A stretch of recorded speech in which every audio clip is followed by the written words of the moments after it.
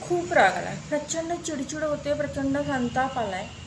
आणि अशा वेळेस ज्या व्यक्तीचा राग आलाय ती व्यक्ती समोर नाही आहे, किंवा जिच्यावर राग काढता येईल अशी व्यक्ती देखील समोर नाही. अशा वेळेस तुम्ही काय कराल?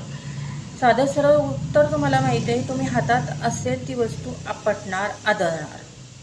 आदळ आपट करणे हे तुमचं राग काढण्याचं एक सोल्युशन झालं.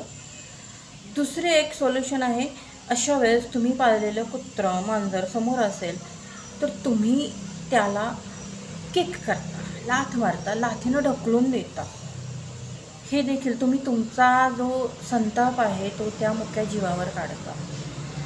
तर असं घडतं आणि नाकारण्यात अर्थ नाही. हे माझ्याही बाबतीत घडलेलं आहे की मला क्रिकेट खूप आवडायचं त्या काळात. तेव्हा आपण एक खूप महत्त्वाची मॅच हरलो आणि भारतीय खेळाडूंवरचा राग प्रचंड, मी धुमसत होते रागानं. आणि त्यावेळेस माझी मांजर माझ्या पायात घुटमळत होती, दूध मागत होती. तर मी तिला दूध दिलं नाही, पण मी प्रचंड चिडले होते, तर मी तिला लाथीनं ढकलून दिलं. तर मग सगळा राग हा त्या मुक्या जीवावर निघाला, जो स्वतःला डिफेंड करू शकत नाही, जो त्याचं उत्तर देऊ शकत नाही. तर आपण मागच्या भागात पाहिलं होतं, वड्याचं तेल वांग्यावर काढणे याची पहिली इडियम होती किंवा पहिली फ्रेज होती, take it out on someone. आणि आता दुसरी मी सांगितली, जी शब्दशः आपण कृती करतो, लाथ मारण्याची कुत्र्याला मांजराला, तर तीच इडियम आहे किक द कॅट किंवा किक द डॉग. आणि वाक्यात उपयोग करायचा झाला तर आपण एखाद्याला जाणीव करून देऊ शकतो ही इडियम वापरून, you are kicking the dog. तू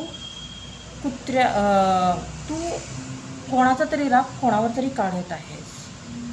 किंवा मग he had a tough day at his office and when he went home he kicked the cat by yelling at his kids.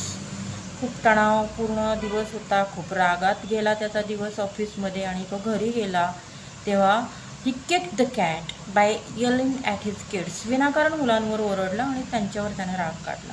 So kick the cat, kick the dog means त्यांच्यावर राग काढला जाणे, एकाचा राग दुसऱ्यावर निघणे. I hope you liked this information. If yes, please don't forget to give